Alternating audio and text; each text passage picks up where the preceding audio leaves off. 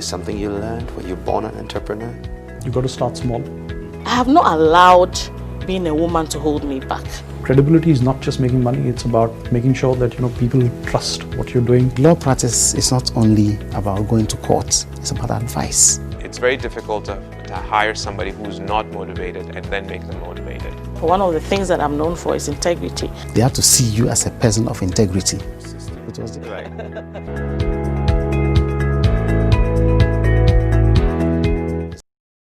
Hello and welcome to the Executive Lounge with me and Shira Ado, your thought leadership show that brings you insights from the lives and work of men and women who've scaled the daunting heights of either starting their own business or managing institutions here at home and around the world. My guest today is a returnee, and I'd like to call her Miss Service because her entire working life of more than 2 decades has been dedicated to service quality and customer experience. Now, she spent quite a lot of time working her way through the ranks at British Airways, eventually becoming customer service manager in charge of more than 16 countries across the continent. And she also had a stint with Thomas Cook Travel.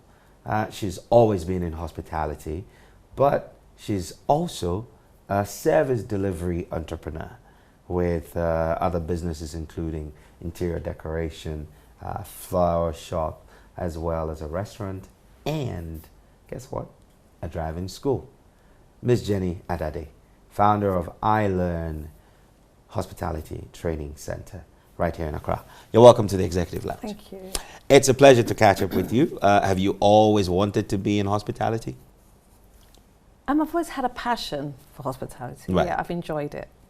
Yeah. And you went into British Airways at age 21. Yes. And you just, rose through the ranks. For a black woman, what was the journey like? There were challenges, good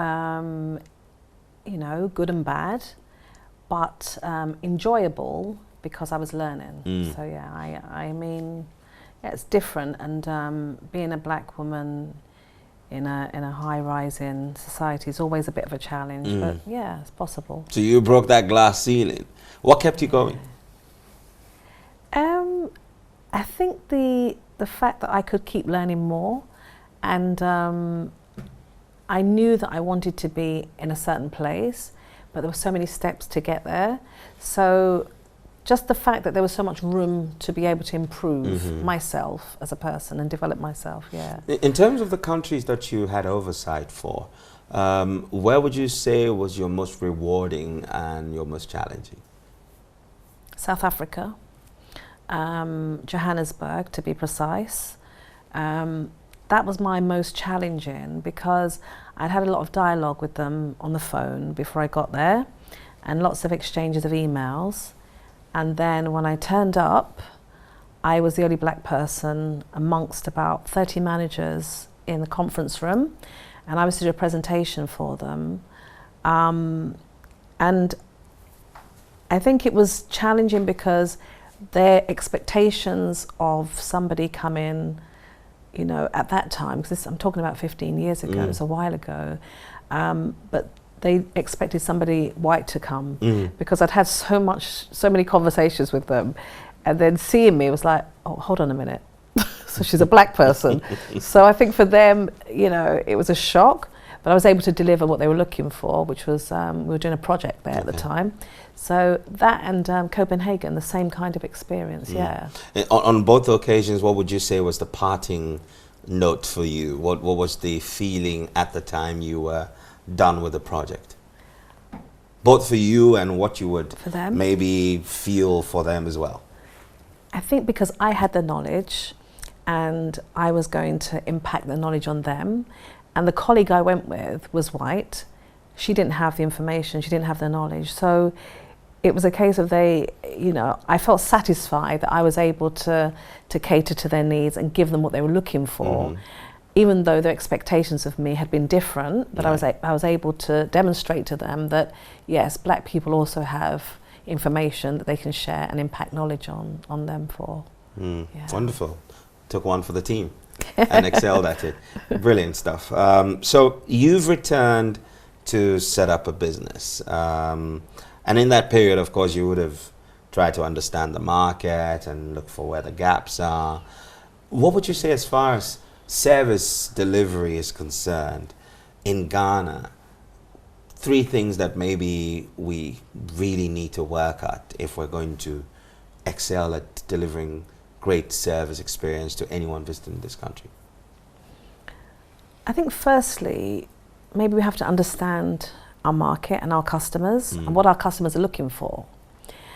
And the next thing is we also need to ensure that our staff and our manpower have the skills to be able to deliver what's required especially from foreign people that are coming into the country. Okay. And the third thing is ensuring that we measure up to the developed worlds.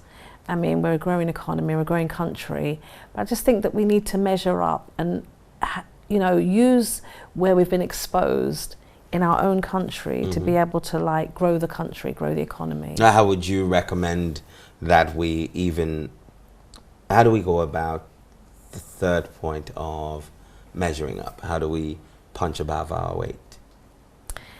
I think we need to train our staff, and train our staff in the gaps that are missing. Which would be what? Yeah, so for example, somebody that's been to uni and studied tourism, hospitality management, there's evidently a gap because they haven't had any hands-on skills development experience. So iLearn Hospitality is all about bridging the gap and ensuring that people choose hospitality and tourism as a career instead of just as a job. Because most people are forced into something that they didn't really want to work in. And one of our key objectives is to find people that want to be in hospitality and tourism as a career.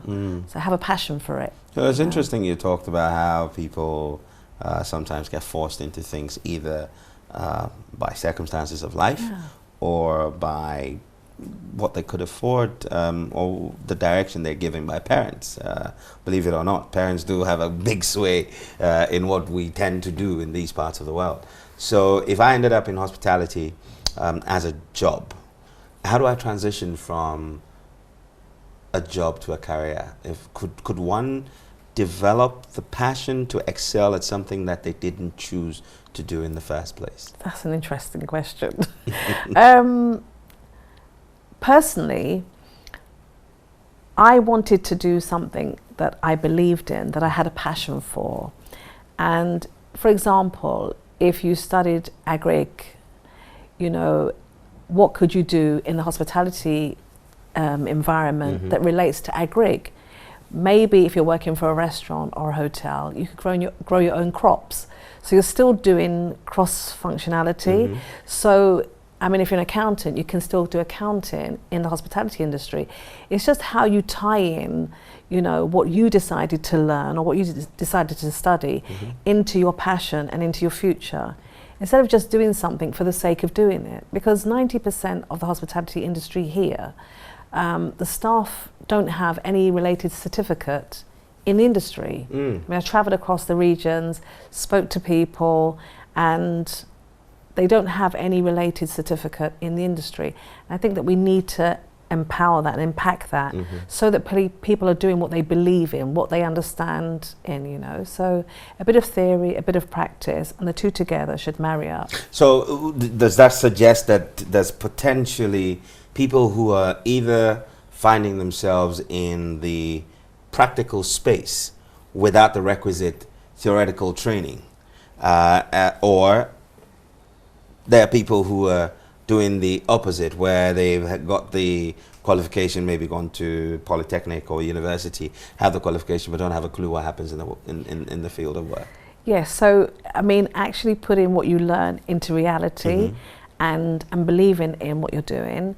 And it would be good for most people to get some exposure to see how it's done elsewhere too, and then you can relate back here, which has helped me greatly. Yeah. Yeah. You know, service quality has been used by lots of businesses as a differentiator, not like a competitive advantage that they may have in the marketplace. Here in Ghana, from your observation, pre-setting up and then during the time you've been running the business, what would you say is the profile of service delivery in Ghana, and how can we improve that?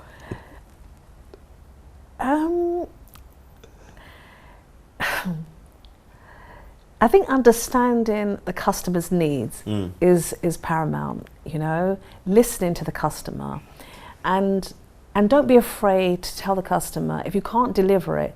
Don't be afraid to tell them, you know, just listening and adhering to what the customer's looking for. I mean, I know you're going to touch on it later, but like the year of return, I know there was so many positive feedback about the year of return, but I'm sure equally expectations weren't met when it came to service, because we're so used to, it's Ghana, we're taking our time, relax, chill out. But when you're coming from outside, time is of importance. People don't have time. They have 1 week here.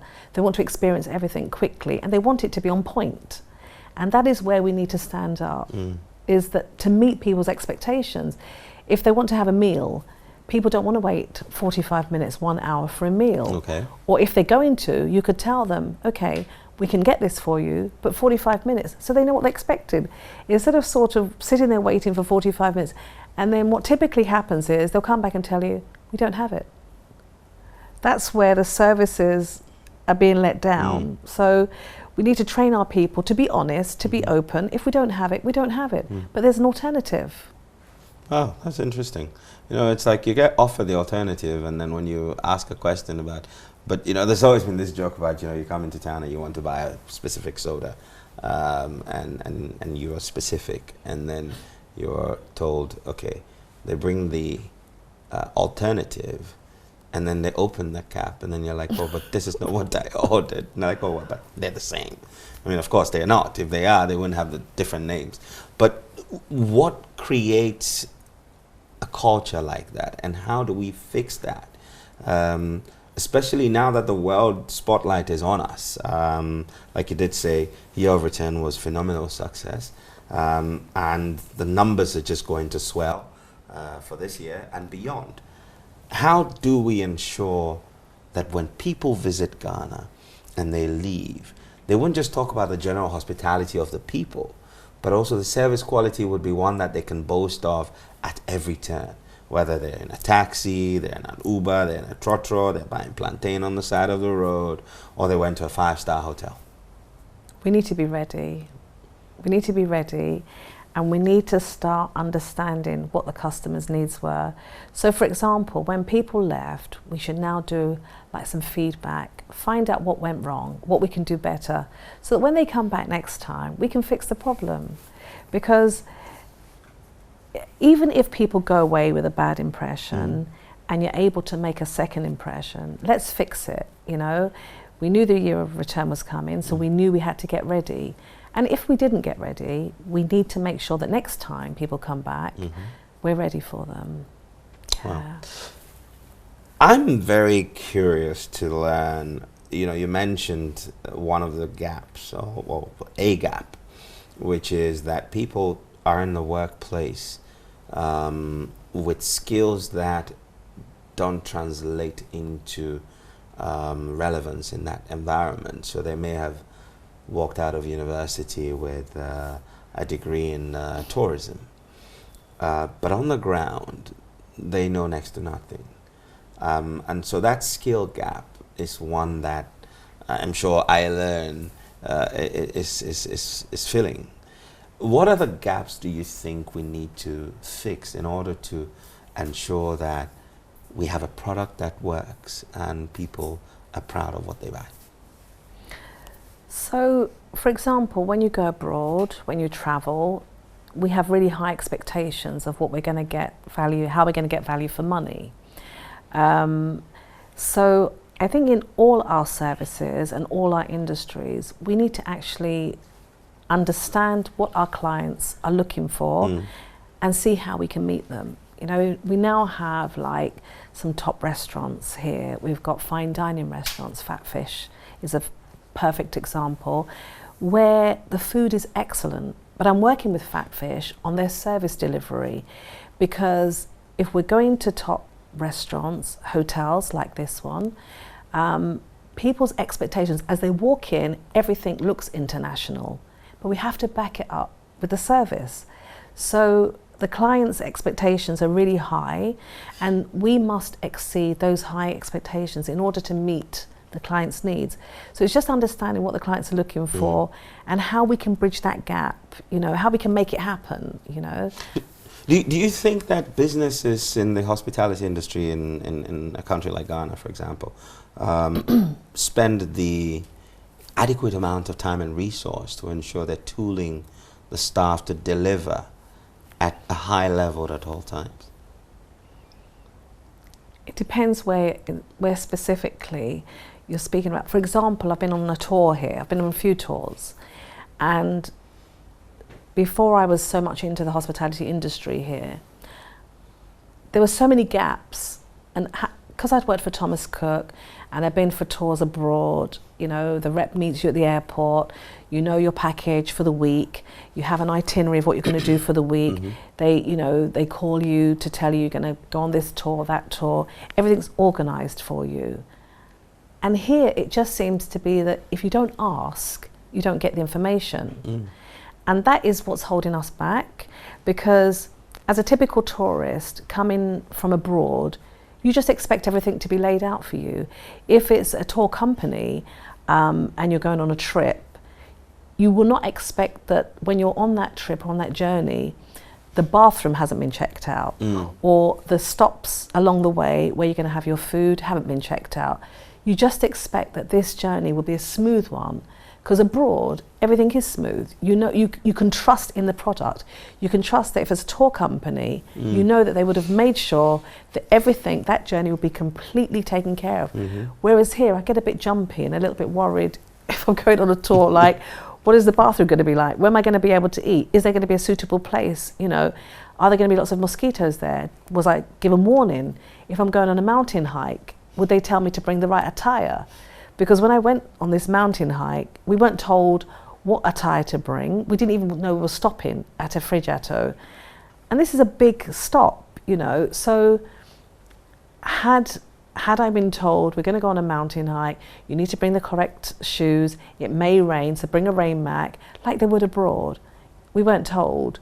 So when you got there, it was up to you to decide if you wanted to take the risk and wear chalewote on the mountain or not, which isn't what you went for. That's so, right. Yeah. Interesting stuff. We're going to take a short break. When we come back, I think what I'm getting from a lot of what you're saying is that there are the little fine details, there are little things that make the big difference. But it seems there's a lot of work that goes into making those little things count. And we'll explore your thoughts on that in a minute.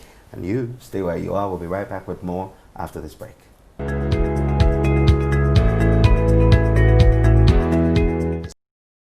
Welcome back to the Executive Lounge with me, Inshira Ado, and my guest, Jenny Adade. She is the founder of iLearn Hospitality Training Center here in Accra. Great insights on, you know, your experiences in the world of service delivery. Now, towards the end of the first part, you know, you did mention that the little things, you know, like communication, you know, that someone should be able to know that we're either out of stock on something, so that information is relayed to the customer-facing staff, who can then tell the customer that, oh, I'm sorry, what you're ordering is not available. Instead of taking the order, punching the order in and telling you, oh, wait, it'll be done in maybe 20, 30 minutes. And then after 15 minutes, someone comes back to say, oh, sorry, we actually don't have this. It seems like a very little aspect of the entire service delivery experience. But that's the one that either makes or breaks the deal. For something as little but so important, how can businesses ensure that they're focusing their energies and resources on that part of the business? What should one do to ensure this is something we fix? So when people come to our homeland and go away, they are happy to talk about us and come back?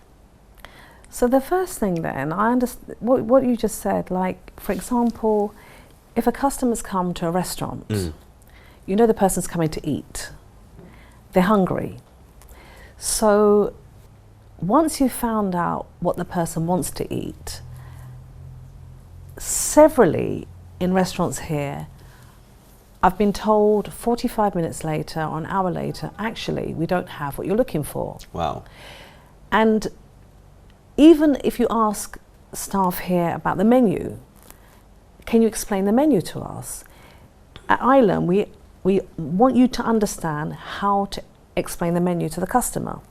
So have you tasted the food? What does the wine taste like? What is the alcohol content?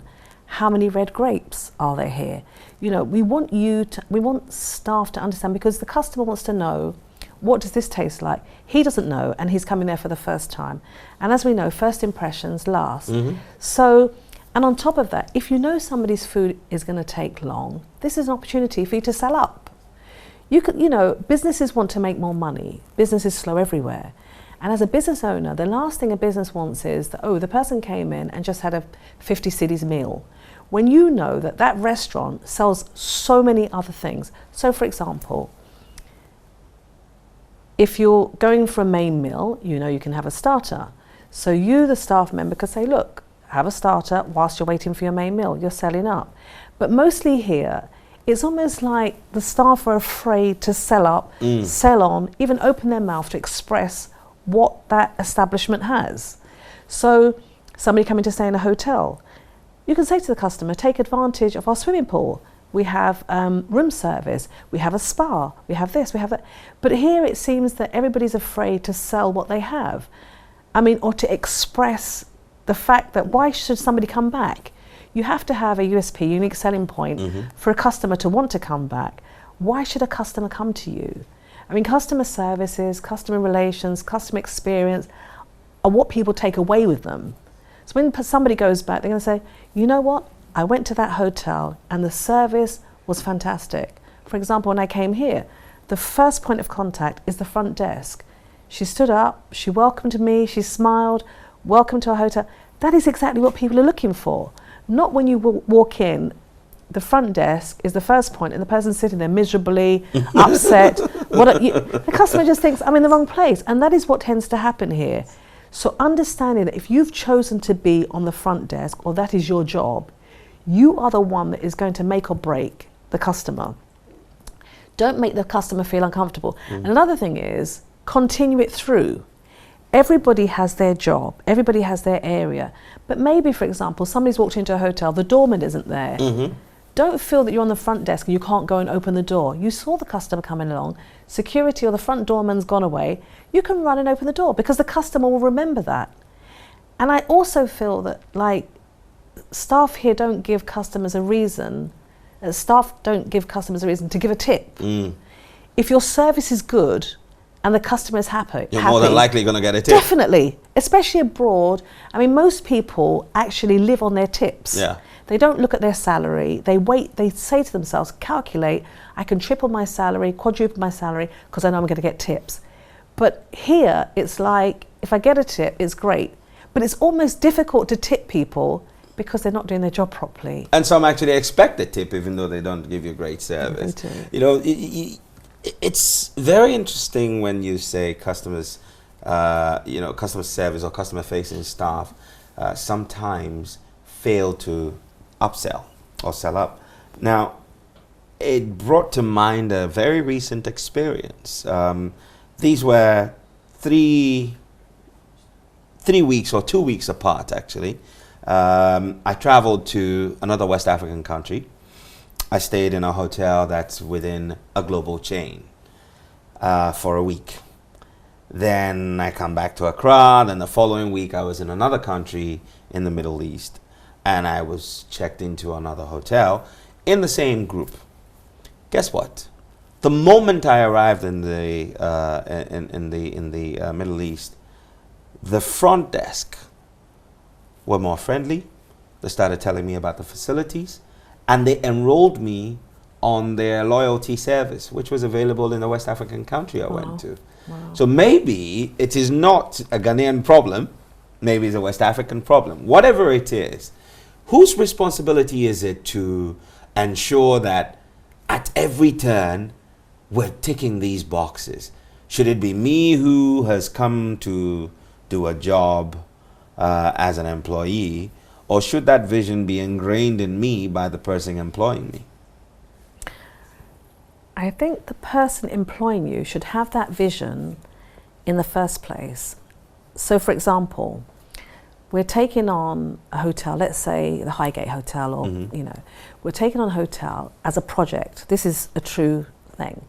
And what the owners of the hotel have asked me to do is take the hotel for 1 year and do continuous skills development training, because they want to see how they've started at the beginning of the year as to how they're going to end at the end of the year. They want to see physical differences. So that means the business owner is interested in their business growth and how their staff are going to turn themselves around. And they also understand that if they don't have the right staff, they're going to start performance managing them out of the job. Because we can't continuously keep saying it's okay. Bad service is not okay. Customers have expectations. Customers want value for money. And if you're not giving me value for money, there's huge competition. People can go to the next restaurant or the next hotel. So, especially if you're coming from abroad, you've just given your experience about where you'd go back to, where you wouldn't go back to, and what you would recommend. Who's going to recommend bad service? No one does. So the business owner themselves has to spend money and time in developing in their staff. I always hear a lot of business owners saying, but if we train them, they're going to leave. If they leave, it's credit to you, because they go with the skills, they go with the ability to be able to do their job. And where did they get their training from? They got it from you, the business owner. So don't be afraid of that. We should always be training up, training, backfilling, and training the next person, so that we know even if they leave, we've got somebody else ready. You know, so as a business owner, I think we always need to look at the next step and what the customer's expectations are, and not let customers suffer because they went for a meal. Why should you be upset because you went for a meal? It's the last thing you should go through, actually. And, you know, it's quite interesting you talk about the importance of backfilling and also embracing the idea of training your staff. No job advertisement I have seen has requested for a novice. It always says come with a certain level of experience.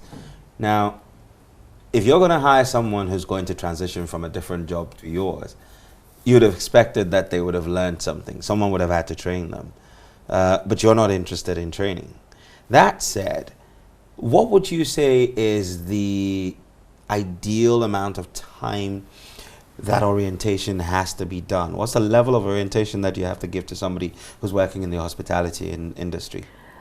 Okay, so first of all, I think we have to ascertain if you have the right person for the right job.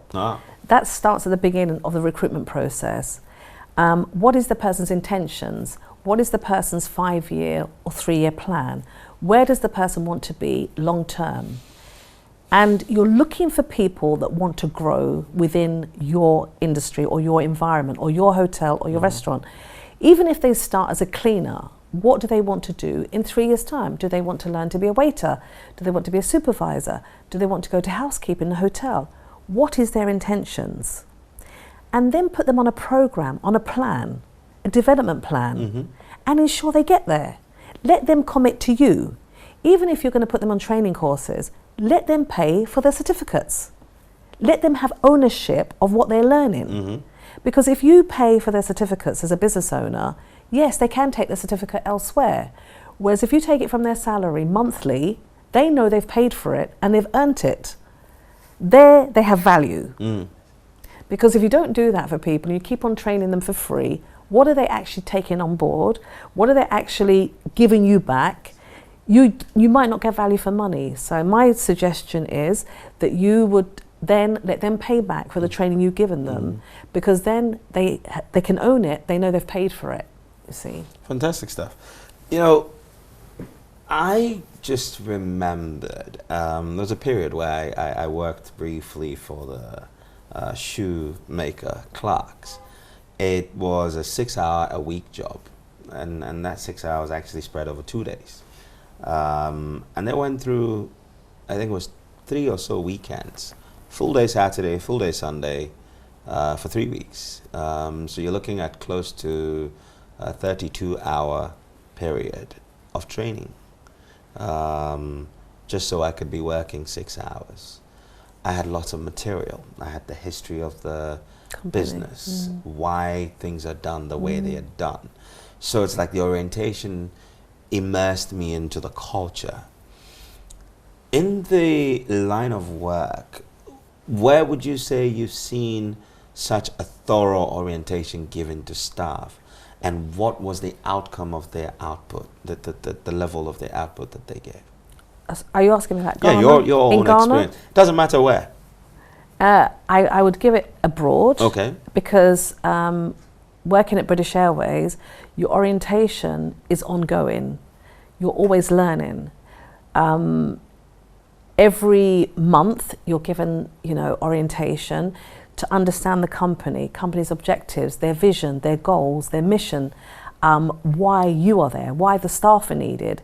So abroad, yes, you have to have so much product knowledge that you're saying it in your sleep. You have to understand what you're selling the customer, selling and giving the right thing to the customer. So you're not mismatching what the customer's needs are. So you're not sending somebody who's disabled on a mountain climbing holiday. You're not giving somebody who's allergic to pork bacon. You're not saying, if somebody says, I'm allergic to pork, you then give them a bacon sandwich and say, it's okay, I can just take the bacon out. So product knowledge, continuous learning, and just wanting continuous improvement. Actually understanding and how to deliver your customers' needs is paramount. I think here we're just too sort of, it's okay. And it's difficult to really say here where you have excellent or exceptional service. Sometimes the product is good, but the service delivery doesn't match up. So it's difficult to recommend somewhere. It's hard to say, go here because it's a fantastic place, service is on point, food is on point, you've got to try it. I don't know how many times can you say that about many places? I'm beginning to think, I don't know if I've said that before. That's my point. So you see, you're saying about the orientation you have with the clerks. I mean, and just for 6 hours a week, you had to know your product. You had to understand. Oh, and guess what? I wasn't bound to stay. I think I did that job for about 3 months, and then because I was in school, so I did that for about 3 months. Yeah, and the interesting thing is that I've walked away with things that have made me a better person. And so if you flip the experience that you pointed to from British Airways and then you looked at your own observation of Ghana. What kind of orientation have you observed that in the hospitality industry people are getting? And does that correlate to the output that you see them deliver? I don't think the orientation is for long enough, and it's not intensified enough. And actually, I don't think that the staff understand really why they're there. Not everybody, but generally. And until people understand why they're in jobs, what they're doing there, what is the company or the business aims and objectives, what's their vision, if staff start to understand, and these are the first things that you should ask about a company when you're going to work for them. You should understand what is their long-term goals, what's their vision, their aims, their objectives, how do I fit in to those aims and objectives? How can I strategically grow myself and groom myself? What can I get out of it? What does the owner of the business want to get out of it? Because it's got to be a win-win situation. That's true. And everybody's return on investment must be applied. So if you're a business owner, you definitely want your return on investment. That's right. And the same as if you work for somebody, what do you want? Set yourself targets, say to yourself, right, in 3 years' time, I'm going to move from here. I'm going to move up and move on. Use it as a stepping stone, because that's what I did, No point in saying I'm just here because I need a job, because that's what happens here. I'm just here because I need to work, I need to earn money. But in actual fact, you're not doing anybody any favours. And money is a byproduct of a job well done. Of course. So And you can earn more. if you want money, then do a job well, and money will follow you. The year of return conversation comes up again. We will have a lot more people come in. The experiences are there will be expectations after the first time. What do you think we ought to do to ensure that as the numbers swell, we're ready and we're delivering on point? I think that we need to take lessons from what we did wrong. For example, our taxi drivers. You know, we need to orientate our taxi drivers. We need to explain to them that when people ask for a destination, why not use that opportunity to say, okay, I pick you up from the airport, from Kotoko, but we're going to go to Jamestown. The taxi driver could take it upon themselves to say, okay, this is Jubilee House, this is that, this is Jamestown. I mean, we can incorporate that in our jobs. That service gives you more customers. You know, you got me smiling because I had a taxi experience and I was in this place for a week. And this guy picked me up from the airport. He became my guy for the week.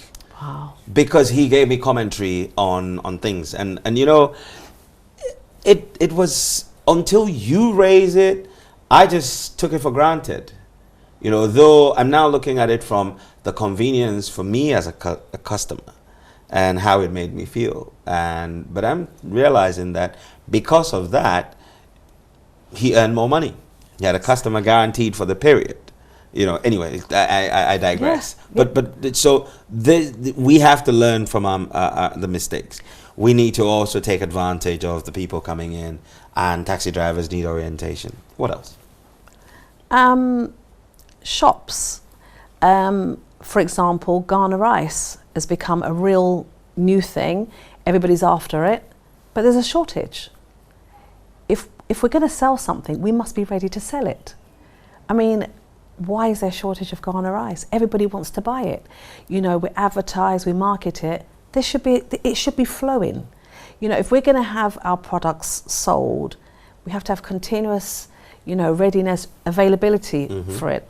So, for example, you might go to, I don't know, the art centre or, you know, and you may buy a pair of shoes, you know, that you want to take abroad, maybe like leather shoes, local shoes, cultural shoes.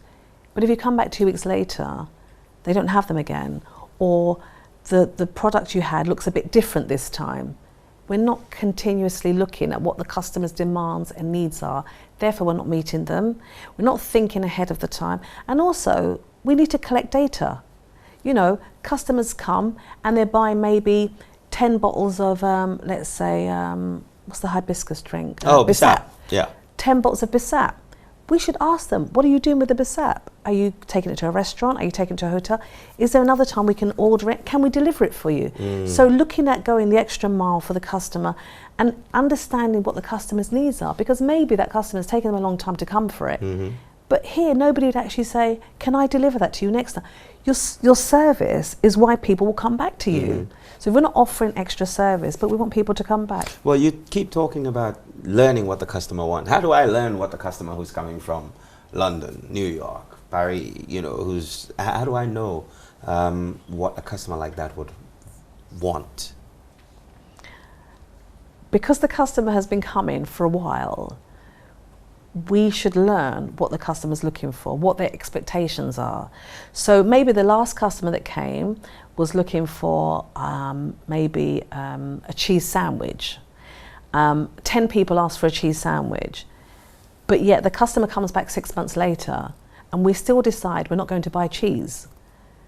But you knew that the customer last time, the European customer, was asking for cheese sandwiches. So listening to the customer, recording and taking information, and have that information ready. So when the person comes back or when they send somebody somewhere, we've got the things they're looking for. Because you only get to know what the customer needs when they tell you what they need. I mean, we're getting better because we've got salons. You can can go to, have a glass of wine, have your nails painted, listen to music. I mean, we're getting to understand what the customer needs and what they want, because people have told us. People have said, okay, when we go there, we don't get this or we don't get that. But we need to do more of it. Okay. We need to do more of it. Wonderful. We're going to take our final break, and when we come back, we'll hit the back street. We'll learn some more, and then I will share my 5 takeouts from this conversation with you. Stay tuned for more. This is the Executive Lounge, and I am Adade.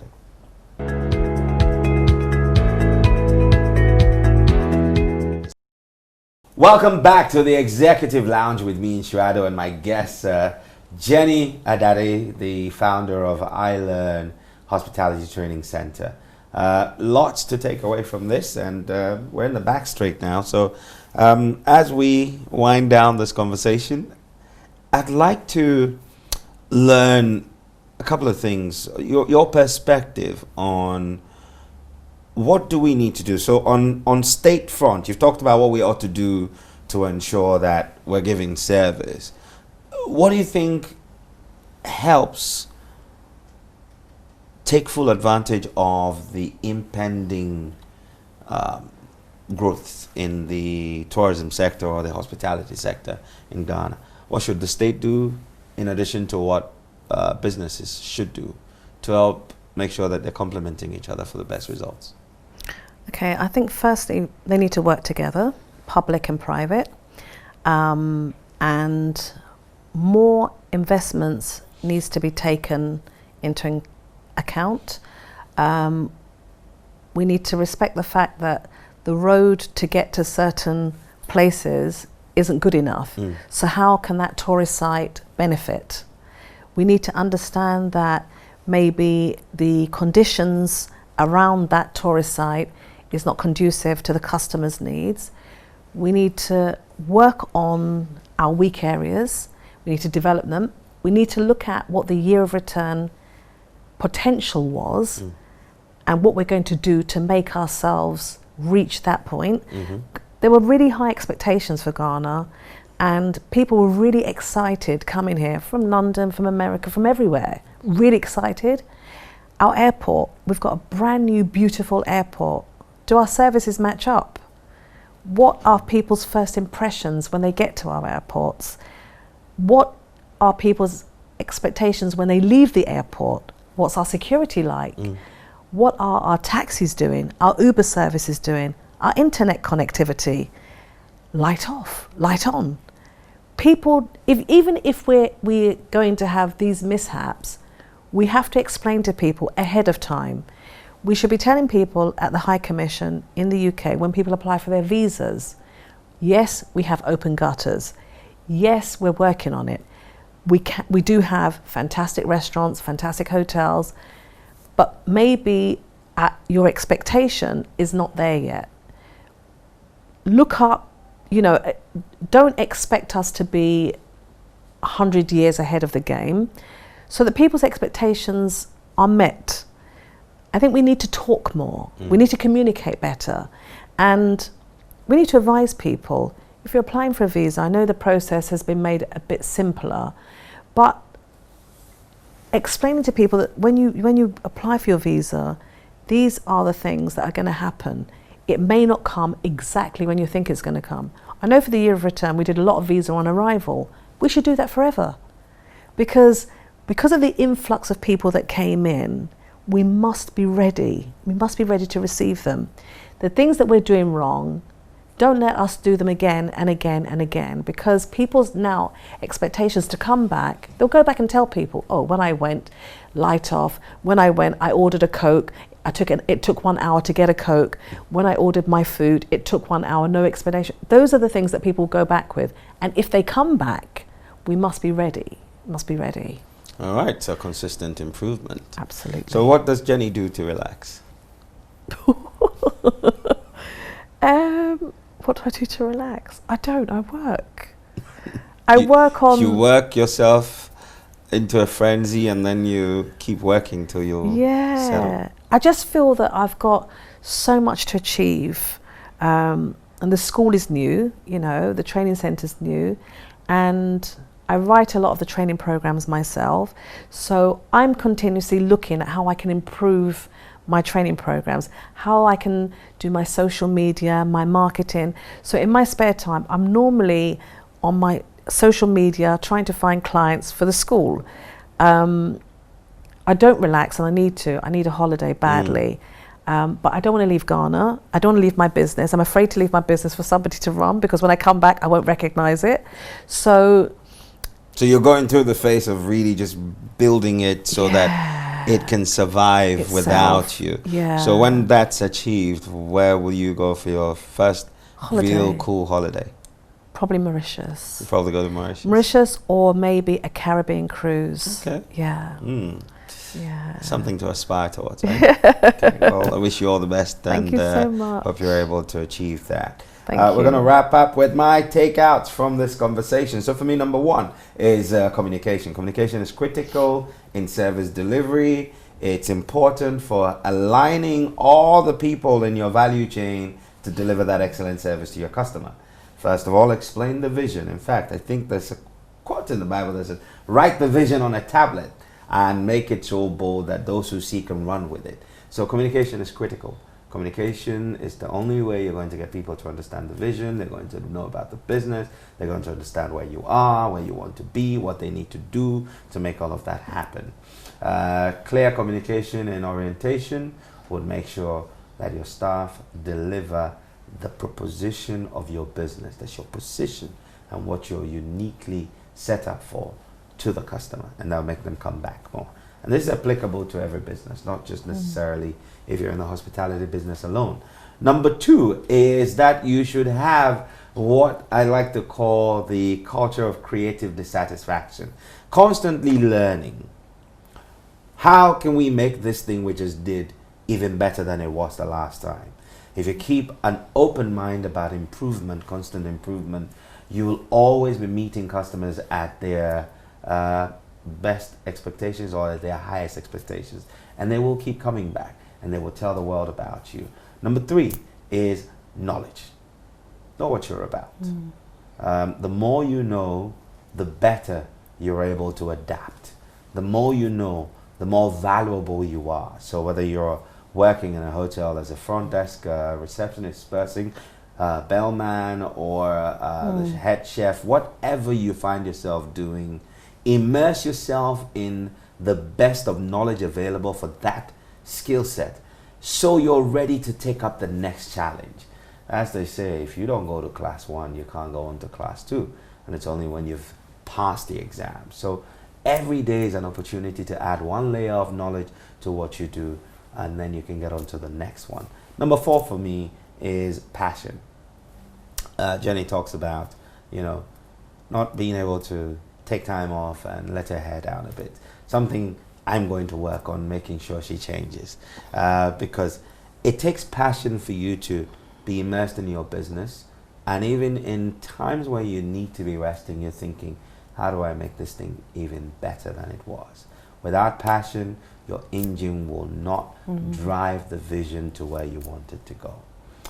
Finally, I think that I'm taking this away from this is that you should believe in yourself and never be intimidated by the environment you find yourself in. And I'm borrowing this from my experience in going into Johannesburg to do a project and walk into a room, and she's the only black person in there. However, she walked in there confident of the knowledge that she had and confident of the fact that she could deliver. And she walked away earning the respect of these people who were wondering why a black person had come to teach them. So wherever you are, whoever you are, wherever you came from, if you believe in yourself and you have knowledge and can apply it and you have passion, the world will be your oyster. As always, thank you very much. Thank you, for joining Shira. us. Thank you so much. Thanks to the crew and to our friends at Villa Monticello for the lovely set, and to you for watching. Goodbye. Go forward. Make rain. Shalom.